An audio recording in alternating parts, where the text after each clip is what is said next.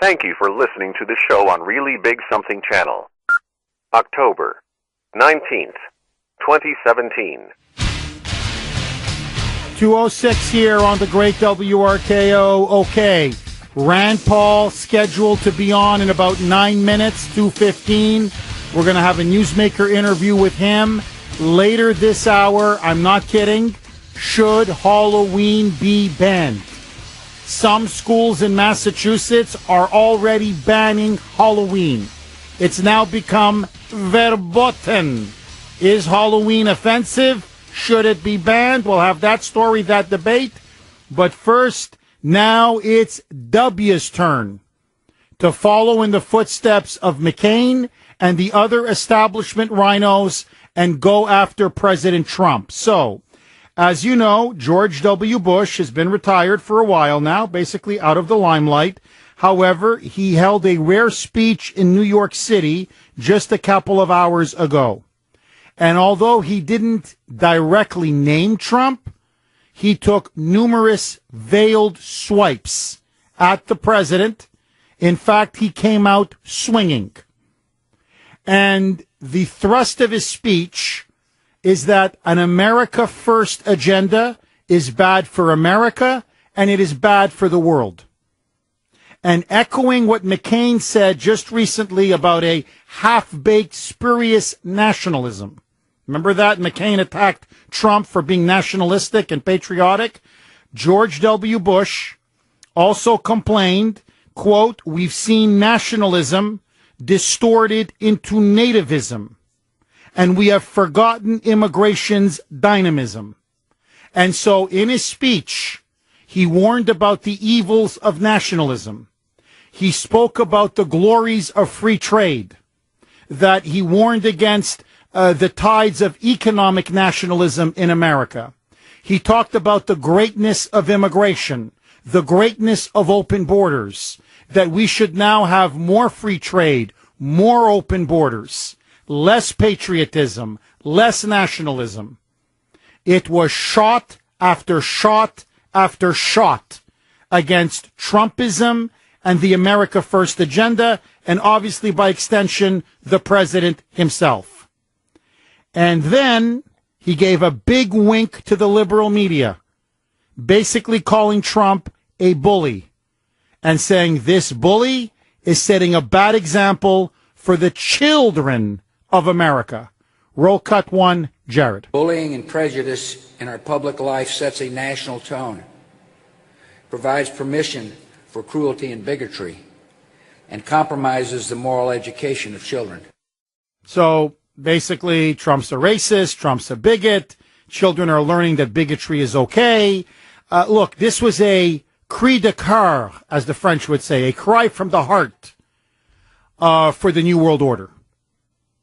These are the establishment who are becoming discredited, and now they're wheeling them in from the old folks' homes, from the nursery homes. They're bringing in now, the only guy they didn't bring in was H.W. Bush. They should have even brought in the old man. What the hell? So it's on full out attack on Trump and Trumpism. And he continues. Roll cut to Jared. Bigotry seems emboldened. Our politics seems more vulnerable to conspiracy theories and outright fabrication. And of course, what has the media and the Never Trump Republicans, what has been their line of attack against Trump? In the wake of Charlottesville, he is a supporter of white supremacy and the white supremacists. And so, of course, Bush had to take a shot on that score as well. Roll it, Jared. Bigotry or white supremacy in any form is blasphemy against the American creed. By the way, that was the only applause he got in his entire speech. So look, here you have, it's not just Obama's legacy that is becoming unraveled. It's also George W. Bush's legacy. Both of them. The era of constant wars is going to come to an end. In fact, what the mainstream media is not even telling you is Raqqa has fallen. The caliphate, ISIS's stronghold in Syria, has literally just fallen. It has completely been taken over by U.S. coalition forces. So Trump was able to succeed in 9 months where Obama couldn't achieve in over 2 years. Illegal immigration is down over 80%. The border is getting secure. TPP has been killed. NAFTA is being renegotiated. In other words, he has done in 9 months what George W. Bush couldn't and didn't want to do for 8 long years. So what you're now seeing is clearly the Bushes, the Clintons, the Obamas, the old establishment political dynasties are now being swept into the dustbin of history. And, you know, what I find incredible is this. Whenever Trump attacks one of these rhinos, usually after they've attacked him, by the way, it's always in response to an attack from one of them. They say he's a traitor, how dare he attack fellow Republicans. But when rhinos go out there and attack President Trump, who, by the way, you know, is a Republican and is the president of the country and the leader of their party, the titular head of their party, they have no problem. And so I look at somebody like President Trump, as President George W. Bush, with his attacks on President Trump, and I've got to say, I feel sorry for the guy. Because he's sounding like John McCain, and he sounds as desperate as McCain, as out of touch as McCain, and frankly as pathetic as McCain. And for somebody who gave us huge deficits, for somebody who completely mismanaged the entire war in Iraq, for a guy who tried to ram amnesty down our throats, for a guy who was such a failure that he ended up losing both houses of Congress, who gave us TARP, who gave us endless bailouts, who essentially set the stage for Obama and his socialist revolution in 2008. If I were you, I would just keep my mouth shut. Because believe me, you haven't been a good role model to the children. You didn't. And he gave a speech at the George W. Bush Institute. If nobody else has the guts to say it, I'm going to say it. Who bankrolled your institute, Georgie? I mean, since we're being honest, the Saudis. So you and your family have been in bed with Saudi Arabia for decades. Like everybody else in Washington, you are bought and paid for. And you're lecturing us?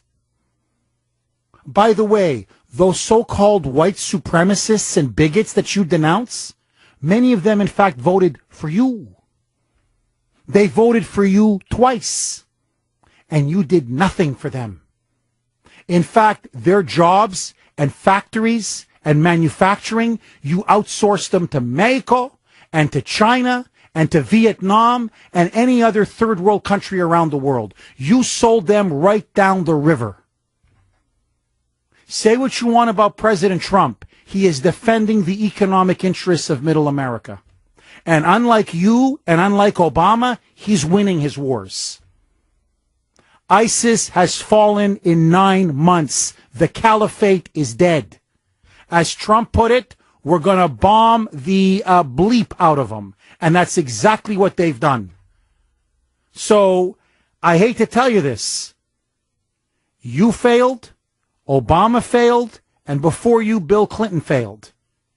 And unlike you, he's not holding big gatherings with the Clintons. He's not holding big gatherings with the Obamas. He's actually putting the people and America first. Can't believe I'm going to say this, but I'm going to say it. The guy's turned into an embarrassment. 617-266-6868 is the number. Let me ask all of you this. What do you make of George W. Bush, his speech attacking nationalism, attacking populism, taking swipes and veiled shots at the president, Do you think this is treason on the part of George W. Bush, political treason? Is it inappropriate? And is he now revealing himself to also be a creature of the swamp? Let's go to Tom in New Jersey. You're up first. Go ahead, Tom. Hey, Jeff, God bless you. You're absolutely on fire today. You're in my prayers always. And Thank you. You should be our Attorney General, Jeff. You should be. You got it right. Jeff Sessions, they got to him, Jeff. Him recusing himself put our President Trump in a very, very precarious situation. You know, and now I'll give you a few words on George Bush, the man that was swinging and swaying with Michelle Obama down there in Dallas. Looked like he had a few belts under his belt there. He looked like he might have been back on the sauce. You know, Jeff, we got a couple questions about 9/11, Georgie Bush. Why did those fighter pilots fly out to sea? Why were all our fighter pilots on a mission and unavailable that day? And why, when the plane was coming towards the White House, why did Dick Cheney get real busy and couldn't pull the trigger and make a command decision, Georgie? We got some open questions about 9/11, George. You New World Order, a tool of the left. What do you say? What do you say, Jeff? Tom, look, I agree with you. Look, he gave the Saudis a huge pass. We know Saudi Arabia was behind the 9/11 terrorist attacks. He let the Saudi royal family leave America. Airspace was shut down for everybody except the Saudi royal family. So all they did was cover up Saudi Arabia's complicity to 9/11. Then they hijacked the war on terror to ram down the Patriot Act, down our throats, and then basically usurp our civil liberties. He then gets us involved in war after war, nation building, democracy in the Middle East. It costs us trillions of dollars, thousands of American dead, 35,000 maimed, many of them crippled. No strategy for victory. This thing goes on and on and on.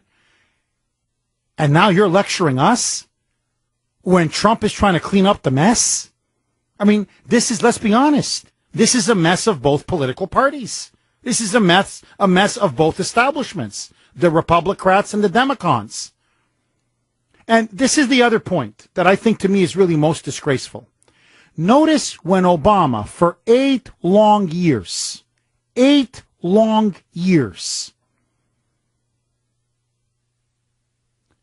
Benghazi, Libya, the Boston Marathon terrorist bombing, Obamacare, the illegal unconstitutional executive orders, unleashing and weaponizing the IRS to go after conservatives, Fast and Furious, the shredding of the Constitution, $20 trillion in debt, crime after crime after crime, scandal, and now the Russia-Hillary uranium scandal, which could be the biggest scandal of our time. He never said a word. He never said a word. Nothing against Obama, nothing against socialism, nothing against Obamaism, nothing. But suddenly, Trump's in office barely 8 months. Racism, white supremacy. There's an ugly specter. I'm worried. I'm worried for the country. That shows you ultimately where their allegiance is. It's with the donors, the elites, and the Chamber of Commerce. It's not with the voters and the American people. 617-266-6868. Jared, do we have Rand Paul on? We are trying to connect now. Okay, we're trying to connect with Rand Paul, so please, everybody, he's coming in and out of the Senate floor. They've got a lot of votes, so we're going to try to make this thing happen. And, Jared, should I take another call? You want me to go to break? Take another call? Yeah, okay, let's take one more. Tom in Hampton. Go ahead, Tom. Tom? Yes, can you hear me? Yes, go ahead. Yeah, I think the real question here with Bush is I think he's been hanging out with more of a statement. He's been hanging out with the Obamas too long. I think, can this guy think for himself or what? So it sounds an awful lot like Obama's influence on him, and I don't think he really thinks for himself that well. Tom, I mean, I'm just curious. Why do you think he would come out like this and just gratuitously take swipe after swipe, cheap shot after cheap shot against, the president of his own party? And it's like I said a second ago, is that I think he's been influenced by the elites, and I think he's weak on thinking for himself. I agree with you. Look, I think we're starting to see now that, and thank you for that call, Tom. I think what we're starting to see now is he was a bit of a puppet. It was a bit of an empty suit. And basically you put a speech in front of him and he'll just read whatever it says. Okay, we got him. Wonderful. Okay, we are now joined by Tea Party favorite, Kentucky Senator Rand Paul. Senator, thank you so much for coming on the Kuhner Report. I really appreciate it. I know how busy you are. Thanks for having me, Jeff. Yeah, today's a big day. We're talking about the budget, and I'm trying to say that Republicans ought to still remain conservative and stay within our spending limits, and unfortunately I'm a lonely voice today. I got to say, Senator, you're often a lonely voice, and it's frankly why I love you and why the audience loves you. But let me ask you very quickly. It looks like they're going to try to ram this budget through. What is your objection to this budget? That the spending exceeds the budget caps. Even with the budget caps in place, we're still adding $700 billion in debt a year, but they're going to exceed the caps by $43 billion. In the last 15 years, we spent $1.7 trillion on this account. It's called the Overseas Contingency Fund, and we've spent it. It's not accounted for. It's not appropriated for. It's basically just an enormous slush fund. It was intended originally for the war in Afghanistan, but now it's for war everywhere all the time. In fact, we think some ordinary expenses are coming out of it, and if they want that money for the military, they should appropriate it through the Pentagon budget. But we fear, and there are many fiscal conservatives who fear, that the biggest threat to our country is actually an implosion from national debt, and that we're actually more likely to have a trouble with our currency or a run because of our debt than we are actually to be invaded, to tell you the truth. And there has to be somebody left in Washington who believes that we're spending too much. And so I'm going to take a lonely stand today, but I'm going to make them vote on a couple of interesting things. The first vote will be to strike $43 billion from this slush fund. The second vote will be to repeal Obamacare, to have budget reconciliation instructions once again to repeal Obamacare. I hear they're fretting over that one because they're afraid of the implications of standing up there in front of the nation and voting against repealing Obamacare. And then I also have instructions to cut spending because they say they're going to cut like $96 billion in mandatory spending in their budget. This is what they say. This is what they purport to be true. And I'm going to make them vote on budget reconciliation instructions to cut spending. And they're fine with cutting taxes, and so am I. So bigger the better as far as I'm concerned, but we should also cut spending. They only want to do half of the equation, and I think that makes them fiscally not conservative. Senator, they say they want to pass the budget as quickly as possible to get to tax reform. And I'm just curious, what is your view of the outline, the framework of the tax reform proposal? On the surface, do you like or do you not like? I'm all in for tax cuts. I spent several hours with the president this weekend. We talked about tax cuts. He and I are both, significantly for a lower corporate income tax to try to keep American businesses here in this country. He's for lowering the corporate tax. He's for lowering the income taxes. He's for making sure the middle class gets a tax cut. The only hang-up I've had, and I think they're fixing it, is that it looked like there was going to be a middle-class tax increase if you get rid of the income tax deduction and the personal exemption deduction and keep the rate the same. So you either have to lower the rates, move the brackets, or you may have to compromise on this income tax deduction and let some people deduct it in order not to have a big tax increase for the middle class. The president gets it, though. I've talked to the budget director, and my prediction is it'll be fixed. But as far as supporting the president on the tax cut, I'm all in. Senator, I'm very happy you said that because, as you know, the show's in Boston, Massachusetts. We're a big blue state, and taxpayers here, because we do benefit from these local state property tax deductions, in theory, under this plan, we would get hosed. Yeah, it would be awful for people making between $75,000 and $300,000. Half or more in Massachusetts might get a tax increase. That's not acceptable. And these are the people who are working hard, that are in small businesses and doing what you're supposed to do in America, and that's trying to get ahead for your family. And it's not right to raise their taxes. It has always been conservative mantra. It has always been our policy that the first goal of any tax plan is to cut people's taxes. Now, you can say secondarily, well, we don't like the idea that Massachusetts big government is deducting their income tax and that allows them to grow bigger.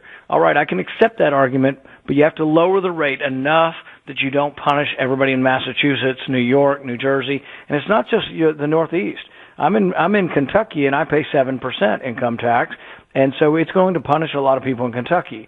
It can be fixed, and they're talking about doing it a couple of ways, that maybe only those in the very top bracket don't get to deduct it. So maybe up to 400,000 people would get to deduct their state income tax. That probably fixes most of the middle class problem, and my upper middle class problem. But that's why I'm agitating on this, is not because I'm opposed to the tax cut. I'm actually probably the closest to the president on the need for a tax cut. I just want to make sure we do it right.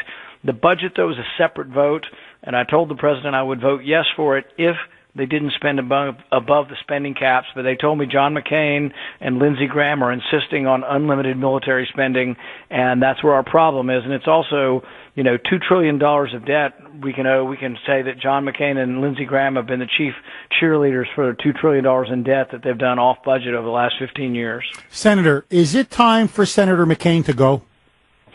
I think it's time for Republicans everywhere, every state, to look at their representative and say, did they vote to repeal Obamacare?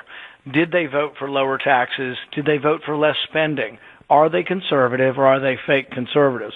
I'm not going to get into specific names, but what I would say is that I think voters in every state, particularly the red states, need to look at their congressman, look at their senator, and say, are they really conservative? Or are they only conservative when they come home to Rotary Club and then they go back up to Washington, they become part of the swamp? There is a swamp up here. Make no mistake, Trump is exactly right. There is a swamp up here, and it's people who have forgotten where they came from and are really insufficiently conservative. They're really not voting to cut spending. And so we're going to have a couple of these votes in the next couple of hours. They say in their budget they're willing to cut mandatory spending. This is the big entitlement programs by $96 billion next year. That's what they say in their budget document. But I think it's a charade and an illusion. So I'm going to put in budget instructions that say, okay, you say you're going to do it. Let's put it in the budget reconciliation instructions, how you will do it, and I'll vote for it. And I think what you'll find is a bunch of scared Republicans are going to run for the hills this afternoon, and they are going to vote, heck no, we're not cutting any spending. We're only going to cut taxes.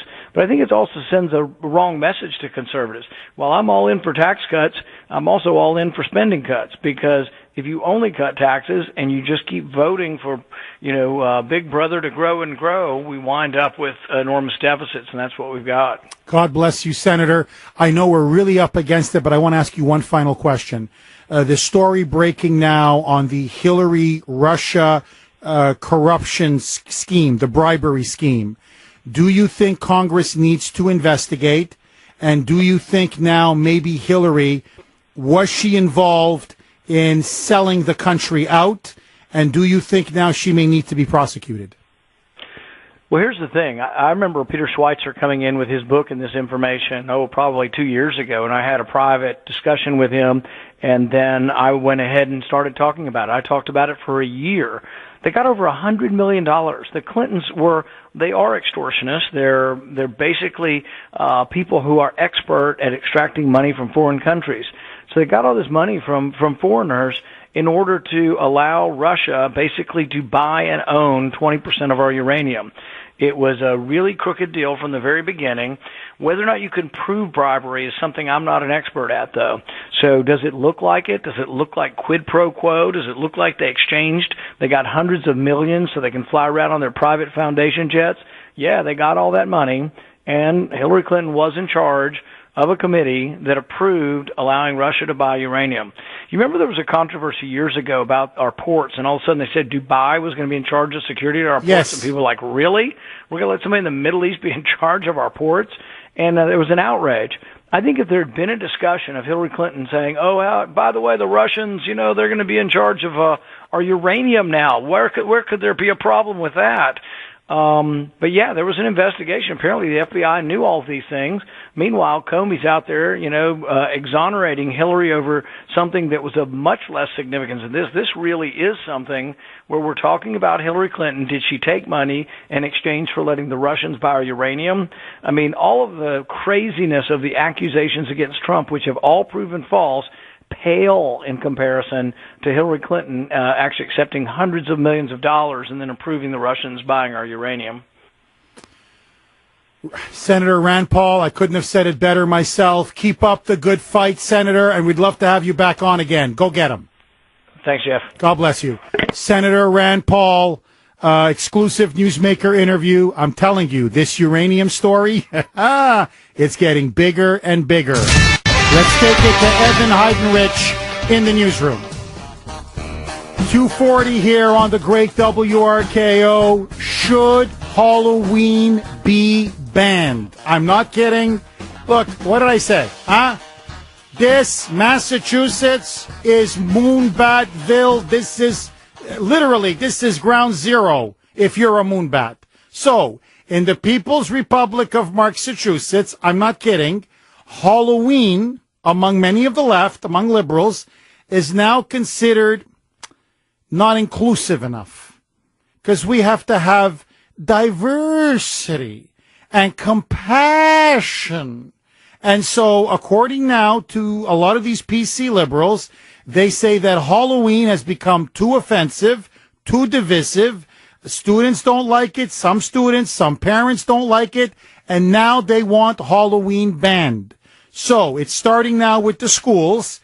Taking the lead is Needham, and then following Needham's lead, an elementary school in Walpole, actually pretty close to my neck of the woods. See, now you know why, by the way, I don't send my kids to public school, okay? But let that go.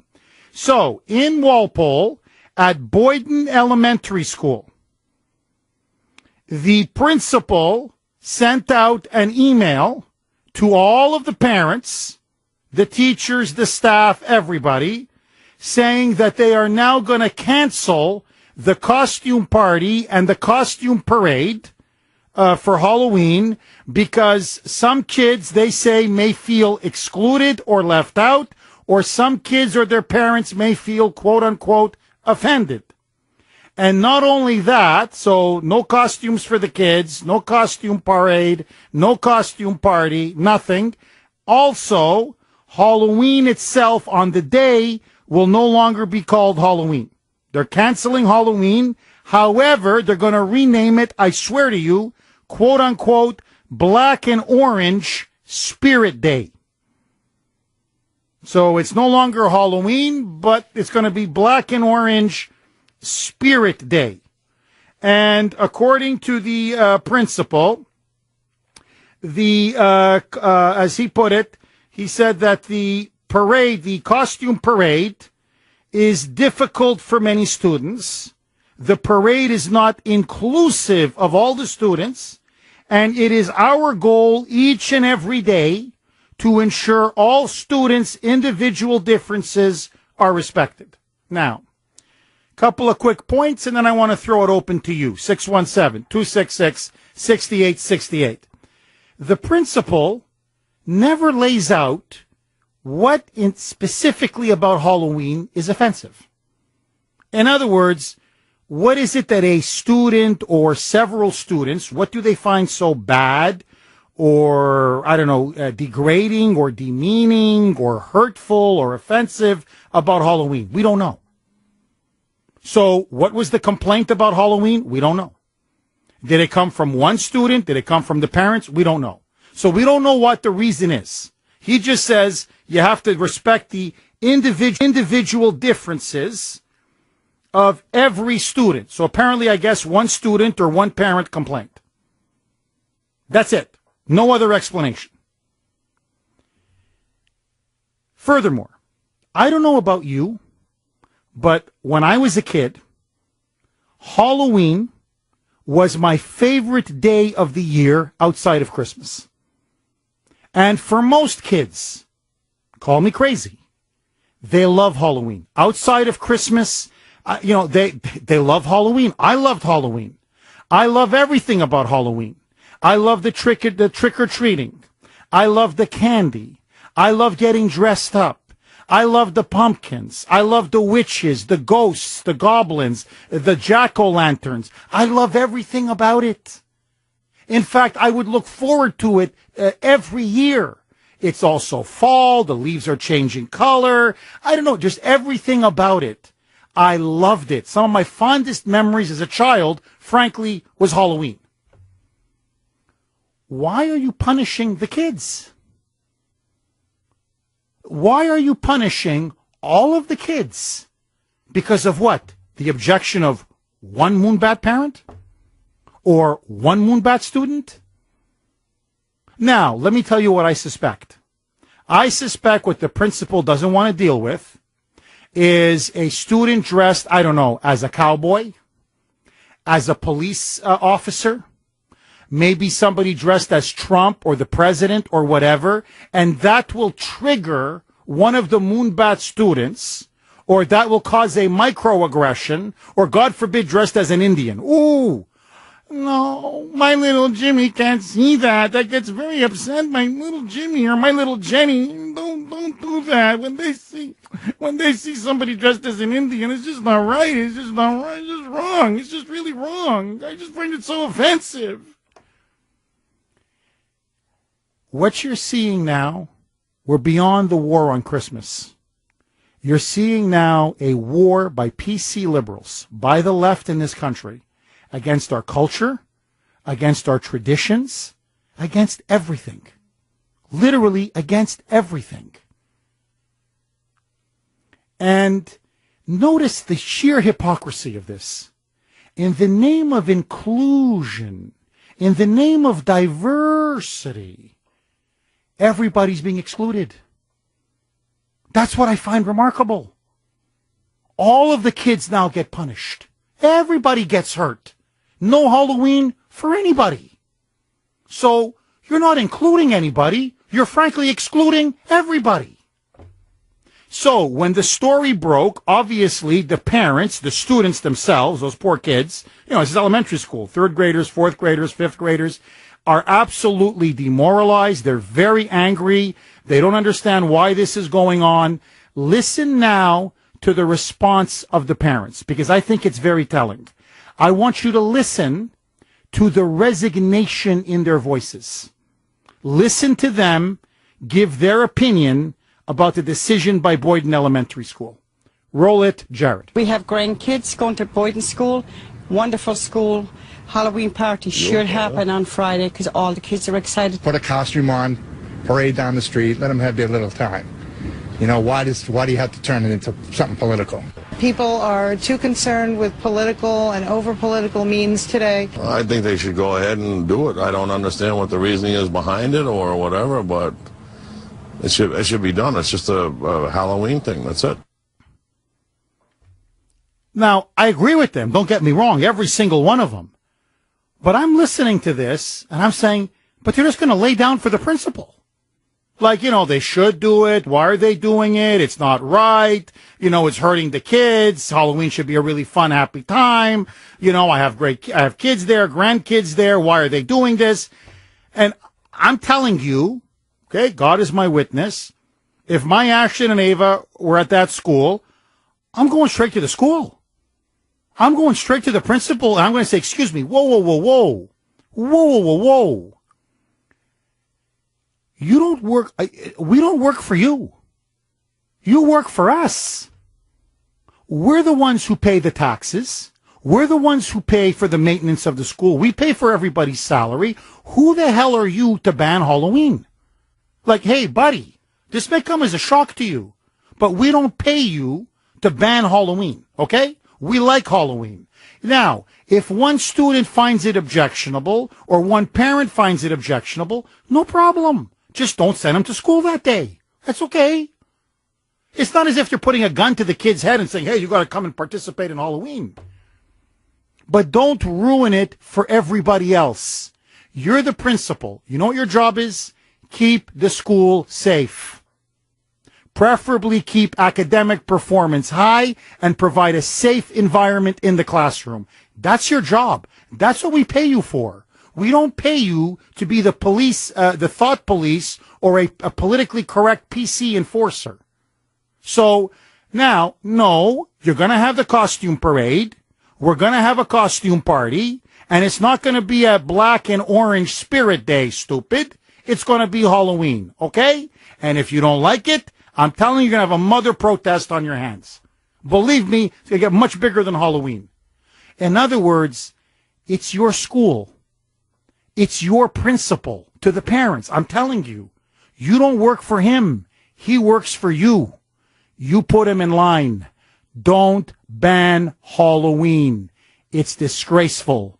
Agree, disagree, your reaction next. 2:55 here on the great WRKO. Should Halloween be banned? At school, anyway. I say no. What do you say? Joanna in Revere. You're up next. Go ahead, Joanna. I, first of all, say no, it should not be banned. And what cautions were worn, horse in good taste, should be also allowed.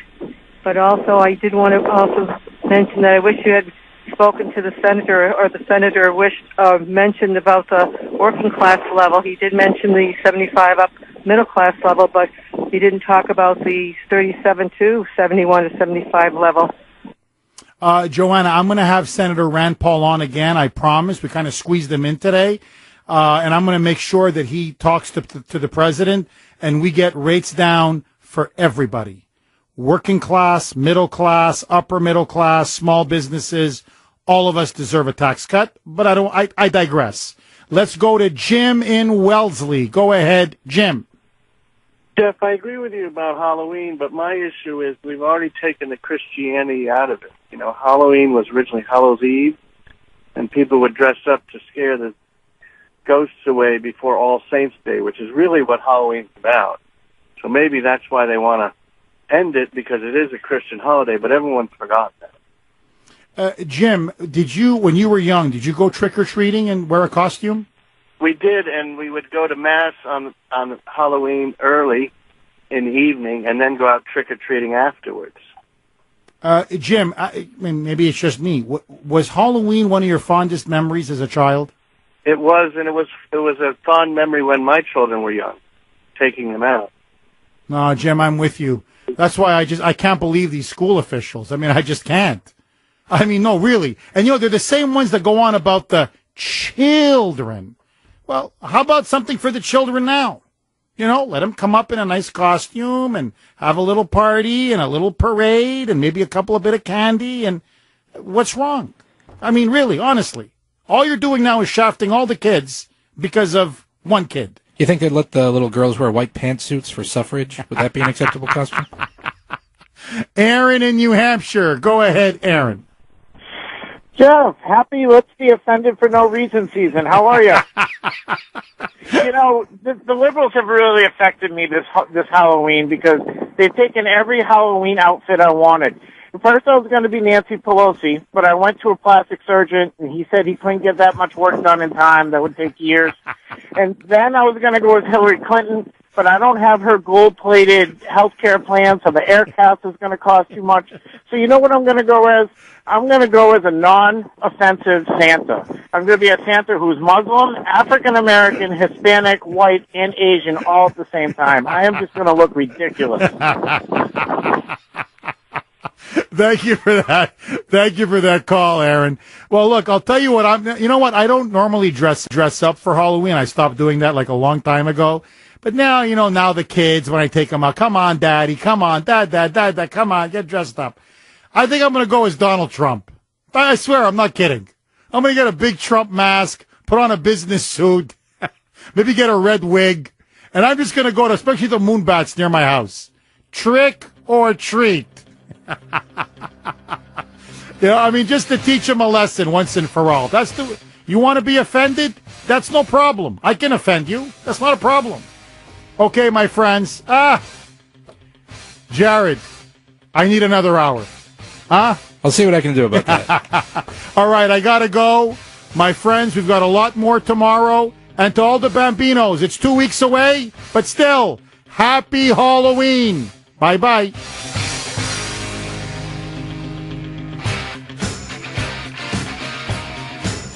Voice of Boston is you. 680 WRKO Boston, 93.7 WEEI HD2 Lawrence, Boston. It's 3 o'clock.